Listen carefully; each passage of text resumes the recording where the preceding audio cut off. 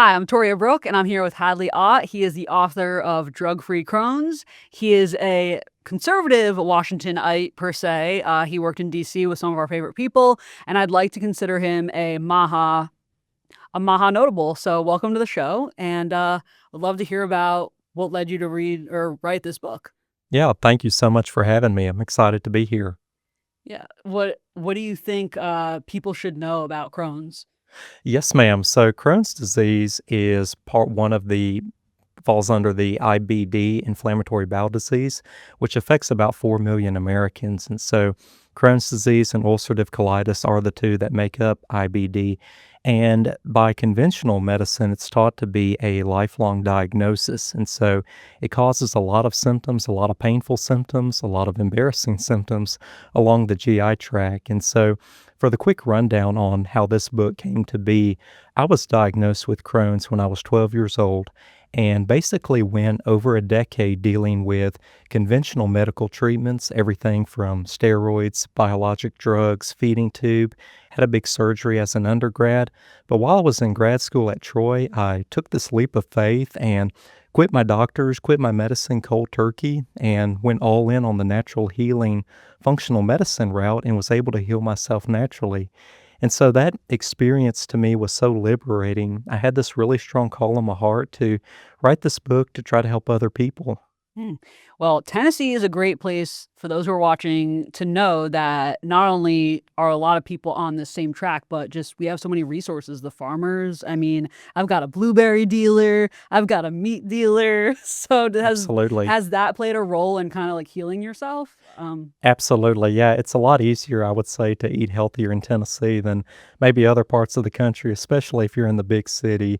And it really is becoming a thing here. I mean, there is a lot of people now advertising their organic, grass-fed, local beef. There's a lot of hunters here, people eating a lot of wild game, turkey and deer. And then there's so many now orchards, people raising the fresh fruits, the fresh vegetables.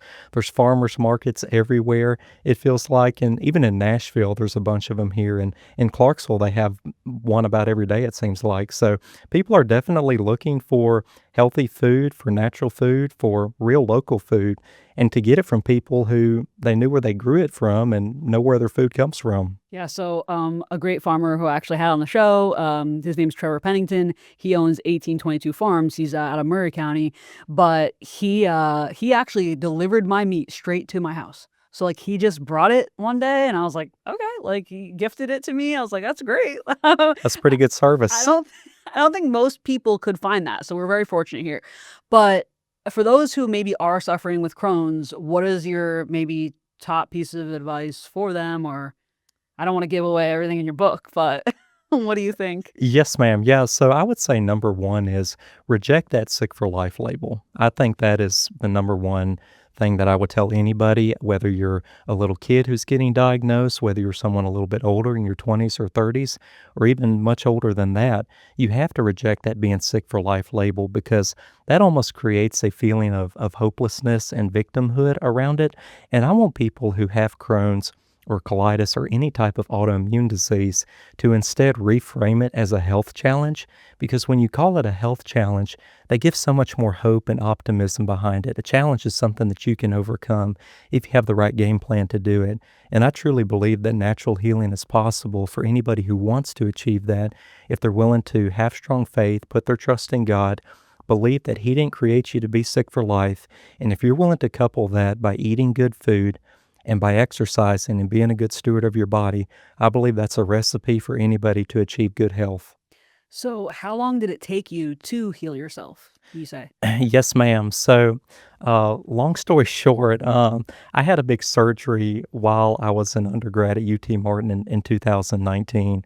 And leading up to that, I was on a drug called Remicade, taking that about every 6 weeks. Immediately after the surgery, which took out the part that caused a whole lot of GI problems, I went right back to taking Remicade every 6 weeks.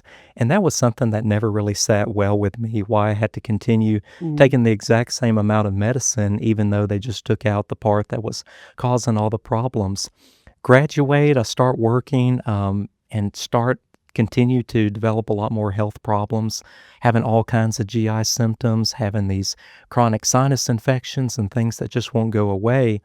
So I start kind of going down this rabbit hole of functional medicine in terms of listening to interviews of doctors who had healed their patients naturally, reading all of these client success stories, other people who had gone down that route and healed themselves naturally as well. But I made the fateful decision, I guess, April 16th, 2024 is when I had my last appointment with a conventional GI doctor. And so that's when I made that decision to go cold turkey and quit my medicine and quit the doctor.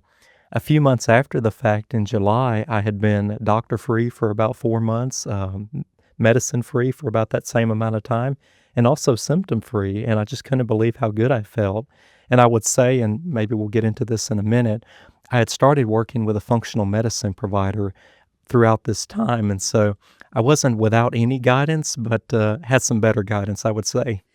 It's amazing because my mom's a nurse and she's 15 plus years ICU. Years ago, we used to use antibiotics. We used to use the conventional Big Pharm route. And ever since I kind of ditched that, I've just noticed, and I don't want to jinx myself, but I have not needed to go to the doctor. Like we use like tinctures, you've heard of like the natural tinctures, like when you're sick. There's one that my mom recommends. It's called Anti-Plague. And then there's Naturicillin. I have to find the site. I'll link it. I also mentioned this in another episode, but I will take that and literally the next day I'll feel better. No, It's amazing. no Big Pharm, anything. And there's also a theory that if you put onions on your feet, if you literally wrap onions on your feet, it will extract illness. And I know that sounds wild, but it goes back to Chinese medicine as well. So I'm very interested in learning about this stuff. And I know a lot of people think it's very hippie, but I think, the hippies were onto something, really. I agree. I haven't tried putting onions on my feet yet, but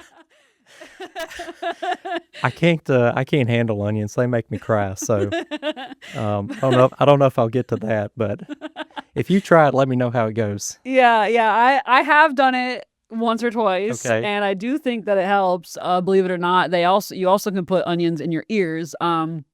If you have like an earache or ear infection. Again, I am just giving my opinions that I've heard. I'm not saying that this is medical advice, but we're both kind of against Big Pharm. So, But it's a home remedy, and there are a lot of kind of peculiar home remedies out there, but a lot of those old timers really knew what they were doing because they didn't have the conventional doctors and hospitals and medicine to run to. So they had to kind of trial and error and figure out things on their own. So is your family on board with this? Like, do they believe in the non-conventional route? So I would say not initially. They were definitely very hesitant about me quitting my medicine and cold turkey. And it's a decision I truly just had to make on my own. But I would say now they're completely on board with it, and they love what I'm doing with it, and are super proud that I've been able to heal myself naturally and really take agency over my health too.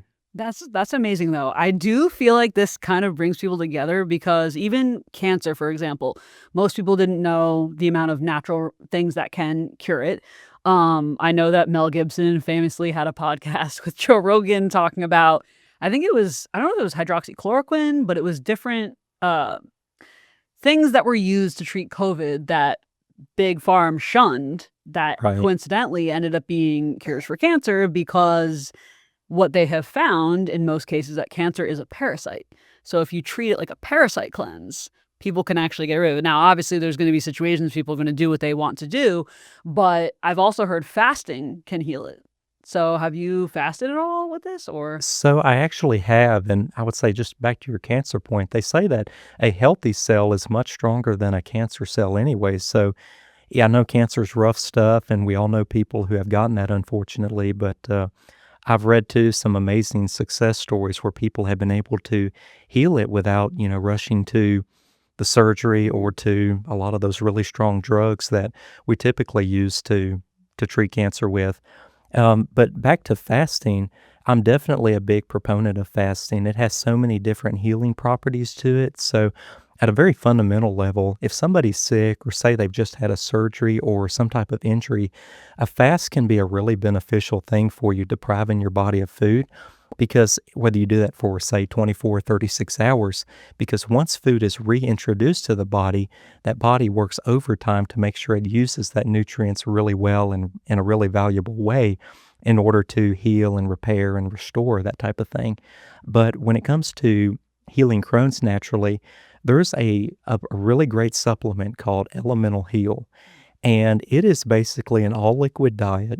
Some patients go on it for months at a time. I went on it for about a week or so, and that's where you're not eating any solid food at all. You're just taking a drink, which is basically a meal replacement protein shake type of thing. And it restores the flora and fauna of your gut. It starves out bad gut bacteria. But taking that break from food can actually be really beneficial to gut healing and I think overall healing as well. No, I'd definitely be interested in doing that because I've had thyroid issues and it's like no matter how many blood tests I get, everything comes back normal. But the thing is, they base those numbers off of the state.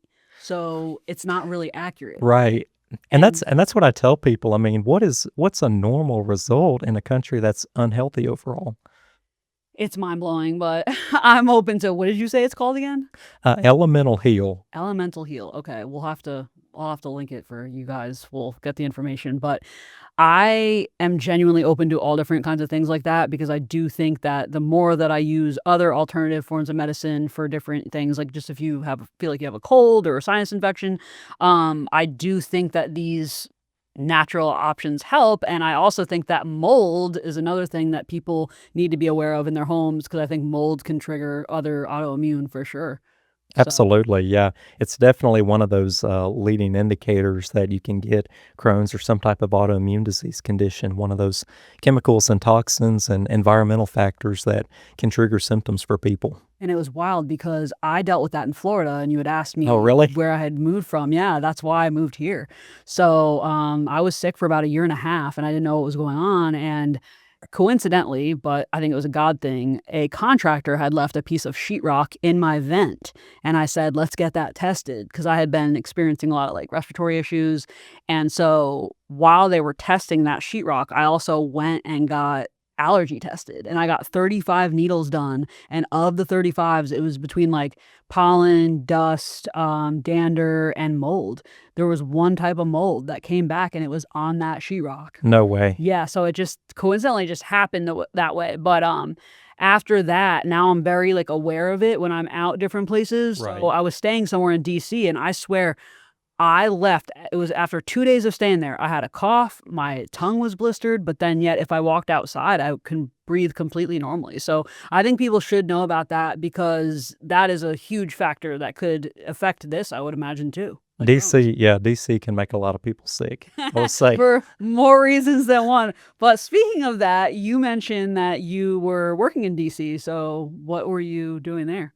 Yes, ma'am. So I was in DC basically the last couple of summers. 2 summers ago, I was interning up there with a think tank. And then last summer, I had the chance to work with the administration on the Council of Economic Advisors to the White House, which was a really cool experience and a great opportunity. I loved being up there with the admin. Getting this book under contract kind of cut my time short up there, but it was a really cool place to be. That's awesome. I did not know this. I actually, guys, learned this today, so I was pretty interested in that. And I will point out he has some cool socks on. They're Tennessee socks. And I will tell you a funny story. When I first moved here, I kept seeing this everywhere. I was like, what is that? That TriStar. And all it reminded me of was Captain America, you know? Like, I was thinking of the Captain America shield, and I laughed. I obviously knew that's not what it was, but I said, man, people must just really love Captain America here. Basically so. Well, we got a lot of heroes in Tennessee. So We do. We have them in agriculture and war heroes. You got music heroes, or jukebox heroes, I should say. Um, Caleb probably like that one. Um, but so would you go back to DC or what's your plan? yeah, definitely something I would be open to going back for. I will say I'm speaking at several schools in the fall here, and my goal is really to make this first book successful. I would love to be able to write more, but I would also love to be able to go back to DC. Now, short term, I definitely don't want to get stuck up there for decades, but there's some pretty cool opportunities, I think, if they Yeah. became available, like the Trump travel team or, something with intergovernmental affairs. You get to meet a lot of really great people, and I just think the experience is worth doing while you have the chance. Well, I feel like we need to get you in touch with Robert F. Kennedy because, Well, he's a guy I've reached out to about this and would love to be able to connect with him about it because I think this would be right up his alley. No, for sure. I actually am interested in reading this. Obviously, I don't have Crohn's, but I think that there are probably people who are undiagnosed that don't know that they have it, right? I mean, Right. I do think so. That's one of the kind of unfortunate realities for people with autoimmune disease, including Crohn's. It takes on average about 3 years to diagnose, which means you can spend a long time suffering before you finally get an answer. And then, unfortunately, after that, you kind of get plugged into that big pharma conventional medical system, which means you're looking for even more answers after that. But that's really what I wanted people to do with this is if you're having symptoms, let's figure out the root causes of those.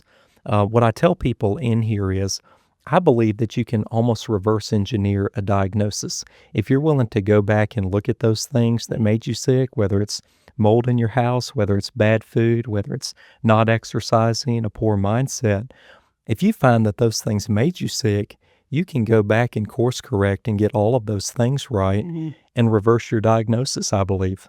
No, I agree with you. I mean, I love hearing these stories because it proves to people like you can take an unconventional approach, which I think eventually it's not going to be unconventional. But right now it's like taboo to some because we know the Democrats, it's wild because you would think with the left, a lot of times they advocated for more natural things. Right. But it's almost like it's just a rebellion against conservatives because now we're championing it, right? Exactly. Yeah, this is, I actually I touched on that a little bit in the book about how there is kind of this irony where, the 1960s, you talked about the hippies earlier. I mean, you thought it was a really liberal thing for people to want organic peanut butter or whatever it was, but now it's like conservatives and, these conservative moms who don't want to vaccinate their kids and want to make sure they're eating organic peanut butter or, fresh fruits and vegetables. They want to get the local grass-fed beef.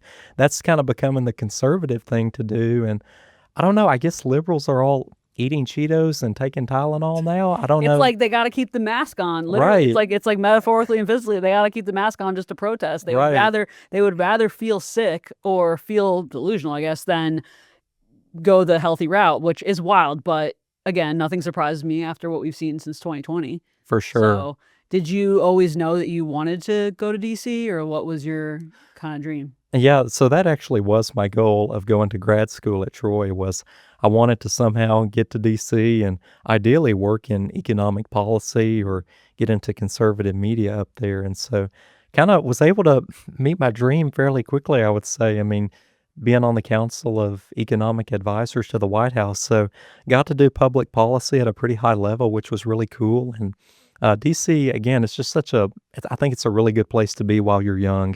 It's a neat city to explore, meet a lot of great people, do some cool things, but you get to look under the hood too and see how that city really works. And it's, on one hand, this is how I put it, on one hand, you kind of show up to work super excited, super motivated, like we're going to change the country.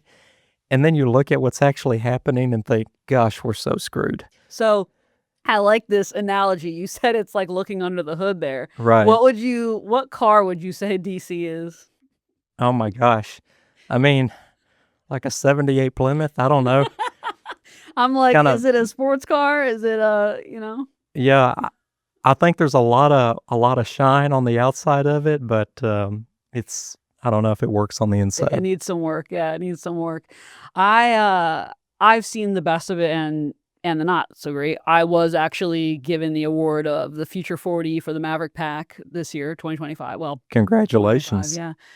Thank you very much. I don't know who nominates. I don't know how I got picked, but I mean, there's some meta heads from the previous class and some other notables. So I was grateful. It was cool. I got to be there for that. And I've had a number of other opportunities, but similar to you, I mean, it would have to be the right thing to move there permanently because I think living here, we kind of get like a positive recharge, just the environment, the people. Oh, yeah. And it's funny because when I do go there, one of the comments someone made to me, she said, you notice who lives here and who doesn't. because when we go, we have a different energy, I think. For you know? sure. And so I, believe it or not, in the beginning, I didn't want to live in Tennessee. And I was like, I don't want to be here. I want to go to DC. And then the more that I was here, I fell in love with it. So I love Franklin and I love Nashville, but lots of things to do. I did end up going to Graceland. I don't know if you've ever been to Graceland. Oh, but, yeah. It's been a long time. Yeah, it's something everyone should do. I know that has nothing to do with the health, but What do you think about the carpet on the wall? it's a The testament. jungle room, right? Yeah. I love the whole place. I honestly, like, my dad, when we were there, he goes, the only thing that's weird is that Elvis isn't here. Yeah. It's like, it felt like he was still there. And honestly, the way they maintained it is unbelievable because even the pool, I mean, everything's pristine. Do you remember that aspect of it? I don't remember the pool. I was a little kid when I went, okay. but that carpet on the wall really stood out to me, the jungle room. But yeah, it was really cool. I mean, I think I definitely agree. Graceland is something you got to go see. It's special. There's definitely some places, even like the Parthenon in Nashville, very interesting. For sure. A lot of things in Tennessee that people wouldn't expect, I would say. I mean, obviously Elvis is basically synonymous with Tennessee, but there's a lot of interesting landmarks, and Broadway is kind of developing now. I don't always like to go down there, but if there's a good event, I will check it out. And what has kept you here, I guess, overall? Like, because you said you went to DC and you you kind of staying here. Right. So, yeah, I'm born and raised here in Tennessee, and it's definitely where I want to be long term, where I hope to have my family and raise my future children here in Tennessee, because I do think this is the best state. I mean, where it's located, you're in the South, but you don't have to worry about hurricanes. People complain about the weather, but I take any day it gives me. I was in DC, and when I got my book under contract, it was kind of a pivot point for me. Because I had the option of either putting this project off for a few years while I worked with the administration or just kind of jumping ship and pursuing this book. And so I had a lot of time invested into this. It was really my passion project on the side.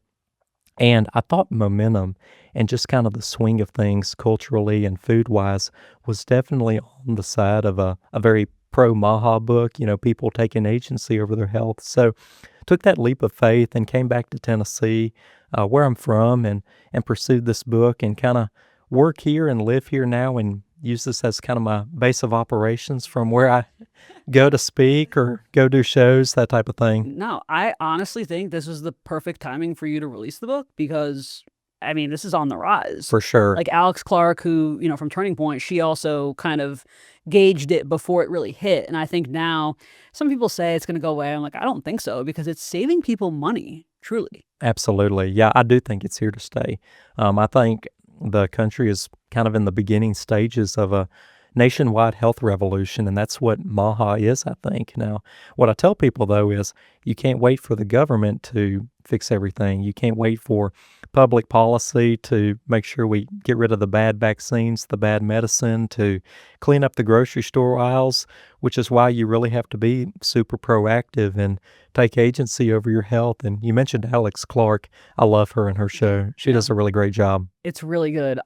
Recently, I think she had somebody on talking about gut health, and I believe gut health is kind of the center of everything. So I just fasted all day yesterday. I caved last night, but now I'm fasting again today. So I think, and I've heard that, I mean, people can heal their vision through healing their gut health. You can heal eczema through healing your gut health. Like, I can't even imagine. And that's why I kind of brought up fasting with Crohn's, because I don't know if maybe that was something that you would advise people do, or like what. I mean, is there anything you can talk about without giving away your book? For sure, yeah. In terms of like actual protocols people can take. So, yeah, I'm definitely a big proponent of independent blood testing and working with a functional medicine provider if you can do that. So independent blood testing, as long as you're kind of with the conventional doctor, you typically get tested for whatever insurance is going to cover, whatever they're going to test you for. But when I did that and worked with a functional medicine provider, they were able to give me some tailored supplements. So I took curcumin, I took omega-3s, and I took some probiotics, which, again, those are good bacteria that kind of get in there and colonize your gut with good bacteria and kill out the bad.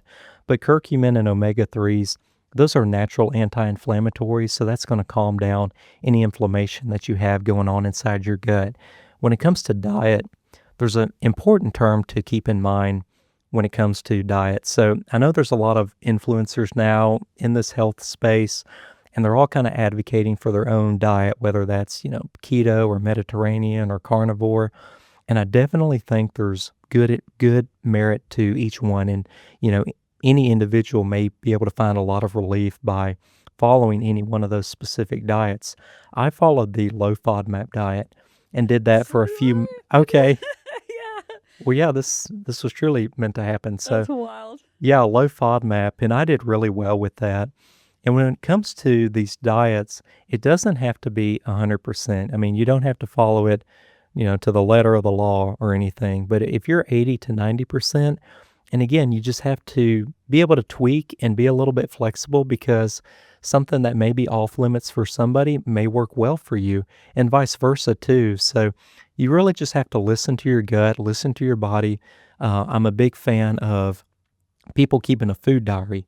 I've done that from the time I was 12. And so what I love about doing that is it keeps a log of everything you've eaten, of course, but it kind of gives you, when you go down this route and heal yourself, you create a playbook for how to achieve healing on your own. And so if symptoms ever do come up, you have something to go back and refer to that you created that worked for you the first time around, and you can implement that same thing going forward. So I know a lot of people focus on the things they shouldn't eat, and which you could mention maybe a couple things, but to kind of give people some clarity, FODMAP is interesting. I learned about this back in, I don't know, 2015. I thought I had a gluten intolerance, but they Yes, ma'am. actually said most of the time it's fructose that people Mm. have a response to. So I cut out tomatoes, garlic, onions, broccoli, I mean, scallions, and I still have some of it. But like for the most part, I feel great when I don't have onions. And like I know a lot of people Except on your feet, you feel see, okay, that's different. okay. But you're right. So, but garlic is a big component of Italian food. And so my dad's side, we grew up Italian. So I always thought that it was the pasta. It wasn't. It was the sauce. Mm. And so it was very interesting.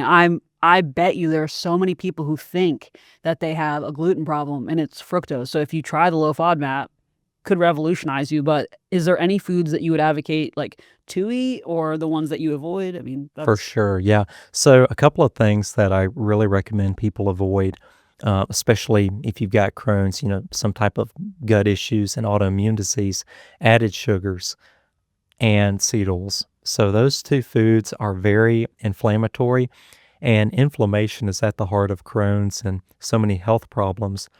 The problem with, I guess, both of those is they're in pretty much everything you could get at the grocery store. Added sugars are in a lot of things, so I definitely avoid what we call, I don't know if you've ever heard the term eater snacks, which is just anything that comes in a package, basically.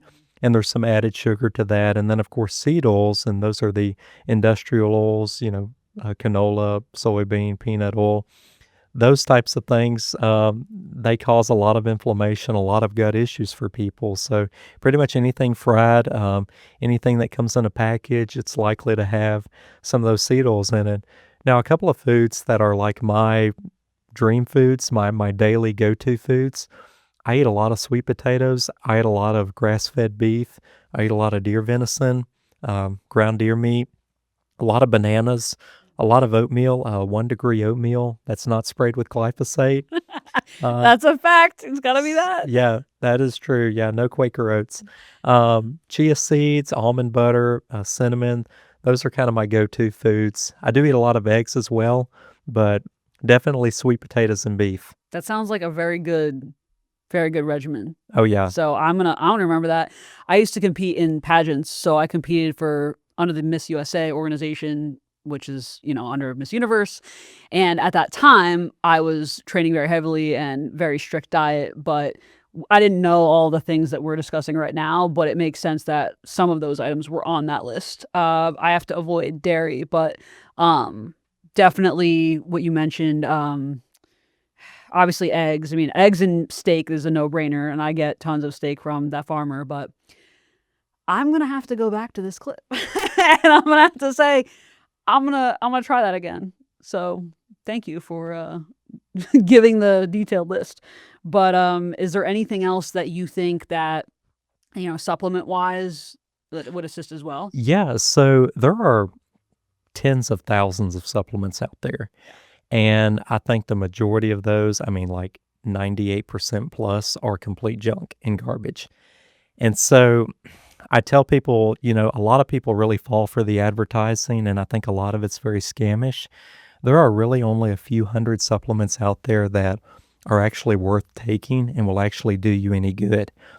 It's really important to do your homework, and I do recommend people get expert guidance if they can, or at least talk to other people who are maybe taking something before you just kind of drop a ton of money on supplements. And that's why I really recommend people doing independent blood testing to figure out, what does your body actually need? I mean, do you need vitamin D? Do you need vitamin D? Well, you need those things, but do you need to be taking supplements for them? I'm definitely a food first, supplement second person. I do think you should be getting most of your nutrients from food, from real food. But then if your body needs it, I'm definitely in favor of people supplementing when it's appropriate. And I mentioned the supplements that I took earlier. It was just a handful of things. I mean, it was just curcumin, it was omega-3s, it was some probiotics, and that was it. I mean, maybe one or two more things. But you don't have to go all in and take, dozens or hundreds of supplements. And I know some people out there do that. But if you fine tune it and you take what works for your body, I don't think it should be more than a handful of things. The other thing too is I still take a fish oil every single day, the natural anti-inflammatory. But when it came to probiotics and some of the other things that I was on, these were all short-term fixes, meaning I was just on them as if it was like a short-term medicine. It was nothing that I was going to be on for life or take every day. And so I took probiotics. I think I was on a regimen for about 3 or 4 months or so, but I haven't taken them since then, and I felt great. And so now if symptoms come up, you may turn back to probiotics or you may turn back to some other supplement, but I'm definitely food first and then really fine-tuning and making sure that you're taking a supplement that's actually working for the symptoms that you're having. Yeah, I would agree with you though about the diet first. Well, I don't even want to call it diet, but what you're eating, because you should. I mean, God put these things on the earth for us to have as nutrients. Right. So why wouldn't that be sufficient? And what's very interesting about steak, you know how healthcare professionals, they used to say, oh, don't eat the fat. Yeah. Like, don't eat the fat. I love the fat of the meat. Like, I feel like it's like tastes great if you're getting it from a good place, good source. If you have a farmer, guys, we don't want to say move to Tennessee because we don't want it to Yeah, get I don't too want to flood crowded. Tennessee. In the words of Trump, we don't need too many people coming here. It's a beautiful place. I don't know if we we need it overpopulated, but the only thing we need here is a beach. Really, that's the only thing that's missing. Right. Yeah, that's the one slide I would put on Tennessee is you have to drive about 7 hours to get to 30A. That's about the only problem you have with Tennessee. Yeah. So, and the traffic is getting a little crazy, but we can live with it. One sec. I'll actually want to pause because I want to take a note of the sponsor. So, a good friend of mine, it's an unreleased episode that was supposed to happen, but I want to shout him out. So, okay. This episode is brought to you by Westchester Shooters Inc. in Yonkers, New York. They specialize in New York State and New York City approved concealed carry training and can help anyone in the tri-state area secure non-resident pistol permits that are valid in up to 41 other states across the country. Ready to get trained and carry with confidence? Links in the show notes. Tell them the podcast sent you. So, got friends everywhere. That's great. I'm originally Northeast, but like I said, I love it here. I couldn't really imagine living anywhere else. Obviously, if something major happened, I would make the move to DC, but other than that, I don't think so. Right. It's like how do you explain to someone who doesn't live here? It's just like this magical place. It's something you just kind of have to have in you, I think. And I'm kind of opposed to what I call like national globalism in a way, where at the national level, we think anybody from anywhere in the world could come to America and then, quote, be a good American. At least the left does. And I feel like we have a problem, though, within the states that anybody can just come to Tennessee, whether you're from California or Colorado or Chicago, and just magically become a Tennessean. And I completely reject that and disagree with it. And I think it makes a lot of the locals mad here because you take my family, we've been here since 1779, direct descendant of Colonel John Donaldson, the founder of Nashville. So, I mean, we've got a lot of blood in the ground in this state, and not opposed to people coming completely, but I'll say this, just don't kill the goose that laid the golden egg here. Wow, that was some fire. I was not expecting that. But no, it's true. I've spoken to many different people who, I came here and I figured, I said, people don't know how to drive. And they're telling me, well, it's from the people that aren't from here. Yeah, that's yeah. what I tell people. People fuss about that. They say nobody knows how to drive or the people here don't drive.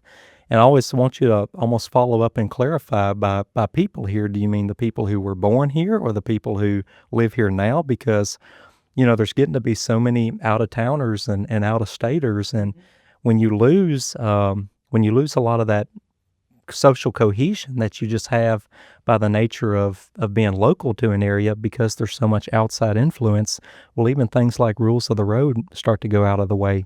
So, one thing you mentioned, you talked about how, other countries, they want people to go into their country, and now we are adopting more of a nationalism. I've spoken about this on many podcasts and, news outlets.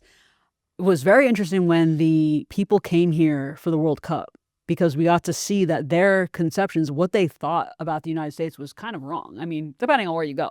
I'm not going to say they were wrong about everything, but there were Scots in Miami, there were Scots here, and they were just raving about it. And apparently even TSA said, they're like, guys, if you're going to bring ranch, like the dressing back home, make sure, it meets the requirements because they didn't want people to have it confiscated at TSA checkout for carry-on. But that's wild. Yeah, I didn't know people were bringing ranch back. Oh, apparently ranch was like there was memes about people discovering ranch dressing, which, of course is probably full of all the oils. But hey, at least they liked something here. What did you kind of take away from the World Cup experience here and what the foreigners were saying about us? I mean, well, you'll probably disagree with this, but I think that America's the increasing interest in soccer is another symptom of our decline. I'm just not a soccer fan. Neither am I. Neither am I. Okay. So it's okay. Some people call it communist kickball. I'm just not a soccer fan. And so I didn't watch any of the World Cup mess. I only pay attention to the culture, so you're not being judged. Okay. I'm a hockey, football kind of girl, so. There was a great All-American quarterback named Bill Wade who played for Vanderbilt here, and he led the Chicago Bears to a championship game before they had the Super Bowl. And there's a great video clip of him. You should check it out sometime. I think it was from the 90s. And he talked about the rise in soccer, about how Nashville was building these soccer fields. And he was really disturbed by that because football is uniquely American, and that's our sport. And so I think I just kind of go back to what I said. I think the rise of all this enthusiasm for soccer is not a good thing. I think it's another symptom of our decline, but I remain hopeful. Football's around the corner, so I think we're going to be back. Maybe you got to talk to Tommy Tuberville. But yeah, I agree. Was he in favor of all the soccer stuff, or no? He was the Auburn coach, right? So no, I was just making a joke because we were pro football. Okay. But I like him, by the way. Yeah, I met him. He's really cool. I got to speak with some people in his office a couple months ago. I was contributing to a group that was lobbying for things in the Farm Bill. I know you probably know about the glyphosate issue, but then we were also discussing the fact that right now there's a provision in the Farm Bill that we were trying to strip the language of. They're trying to make it so that, I think it's, correct me if I'm wrong, I might have to edit this, I think it's Prop 12 or 21. California and Massachusetts had laws where basically it avoided pigs from being held in gestation crates, and they're trying to get rid of that because a lot of the Chinese-backed groups like Smithfield want to come in and basically put our farmers out of business because they don't care how these pigs are being contained. I mean, they don't care. It affects the seafood industry as well.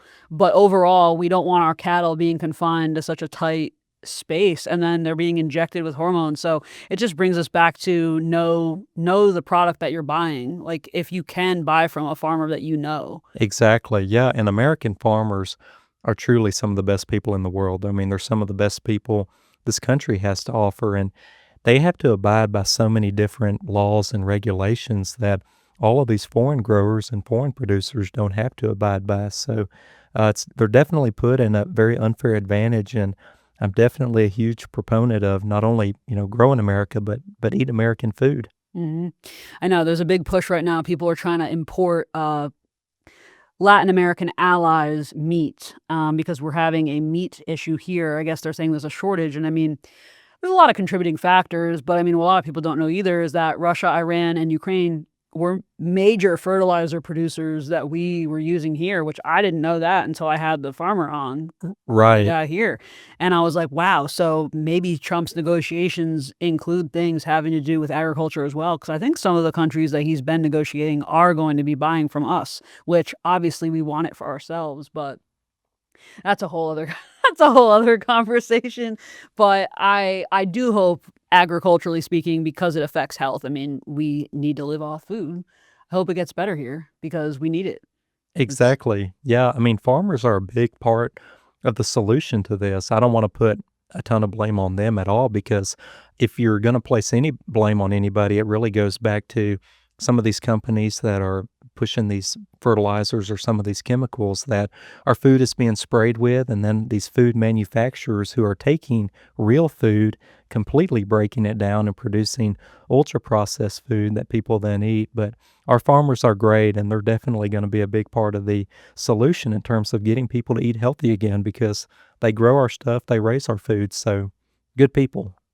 So I know we talked about Robert F. Kennedy a little bit. What would you tell him about this? What would you kind of push for with HHS? Right. So I'm really trying to reach a lot of young men with this book. Of course, I think anybody with Crohn's can definitely benefit. And I think there's something in here for anyone with autoimmune disease or anyone into these three factors: nutrition, fitness, and faith.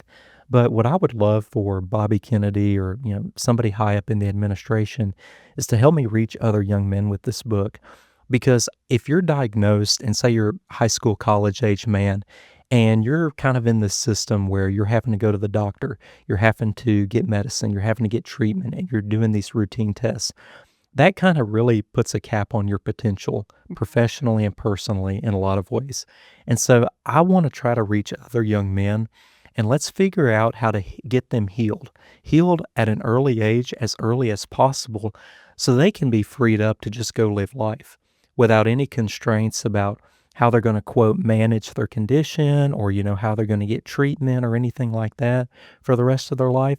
Let's go ahead and kill the bear in the den, figure out what's wrong, and let's get them healed right away.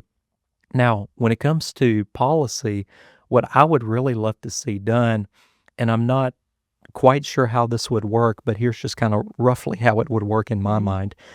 A lot of natural healing stuff is expensive. I mean, is it cheaper in the long run for people? Yeah. Yes, but right now there's still a lot of inflation. Things are really pricey for a lot of people. So functional medicine, going to a wellness center, independent blood testing, supplements, some of that real food people need, that does get really pricey for people. What I would love to see happen is, hey, rather than the government spend dollars to just bankroll your medication or bankroll your doctor's visit or your next procedure you have to have, CAT scan, colonoscopy, whatever it is, let's just give this person, this patient, a $10,000 voucher, a $15,000 voucher to pay for that independent blood testing, to make sure they go see a functional medicine provider, to get educated on how they need to eat, to make sure they can buy the good foods that they need to eat, to get any supplements that they need, to get any other natural remedies that they may need in order to alleviate symptoms. And let's do that for 3 to 6 months. Let's clear up the symptoms. Let's make sure that they know, hey, you're not sick for life because you're now symptom free, and make sure that they know going out of that how to then take care of any symptoms if they do show up. Make sure that they're educated on how to eat, on how to, take really good preventative care of their health to make sure that they're not getting sick. Because again, once that person is healed and once they're no longer living under the sick for life umbrella, they're free to be a really productive member of society and contribute a lot in a lot of ways. So I think it's something that would actually pay for itself in the long run. Yeah, I guess my angle that I could see is, would people question where the money's coming from? If you Right. wanted to have these vouchers, that's I guess.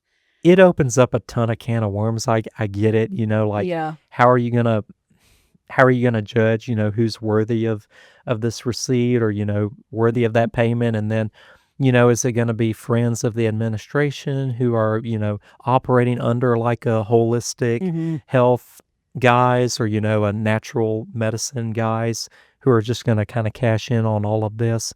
I get it. There's a lot of wrinkles that would have to be worked out of that, but I mean, it's kind of hard to find an area I in the know. administration Y where it's you know, the there's no flaws. the reality is too, it's like we had those SNAP benefits, and I know this is gonna be probably off color, but, there was, like, edible panties that people could buy on SNAP benefits. So it's like, you gotta just look at the fact that we've had a lot of money allocated to the wrong kinds of food. Right. So, I mean, maybe if those things like SNAP benefits were kind of reallocated towards holistic healing, I mean, I don't know.